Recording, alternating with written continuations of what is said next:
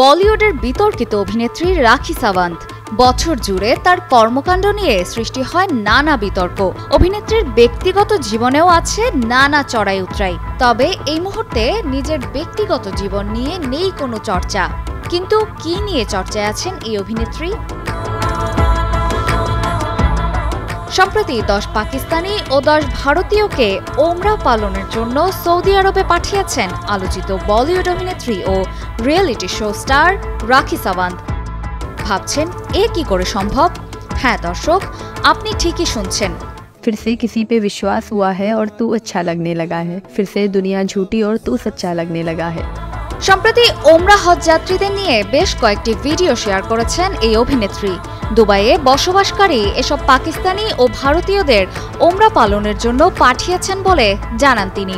ভিডিওতে রাখি সাওয়ান্তকে বলতে শোনা যায়, এসব ওমরা যাত্রীদের সব খরচ তিনি বহন করেছেন। ভিডিওতে তাকে যাত্রীদের খাবার ও ইহরাম দিতে দেখা যায়। আল্লাহ আপকো বহুত খুশিয়াঁ দে, আপকা সফর বহুত হি। ওমরা যাত্রীদের বিদায় জানানোর সময় রাখি সাওয়ান্ত বলেন, তিনি পাকিস্তান ও ভারতের মধ্যে সুসম্পর্ক এবং বন্ধুত্বের প্রচারের জন্য উভয় দেশের লোকদের ওমরায় পাঠাচ্ছেন। আলোচিত বলিউড অভিনেত্রী জানান, তার ইসলামিক নাম রাখি ফাতেমা। এবারই প্রথম তিনি ওমরা পালনের জন্য যাত্রীদের পাঠিয়েছেন। তার বিশ্বাস, আল্লাহ তাদের আমল কবুল করবেন এবং তাদের জন্য সব সহজ করে দেবেন।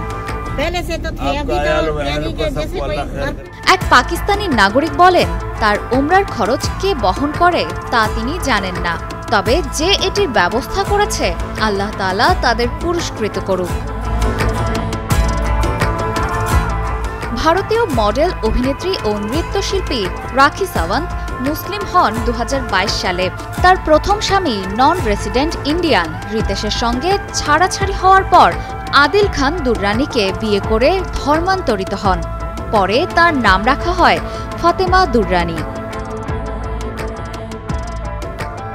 অপর্ণা বর্ষা, কালের কণ্ঠ।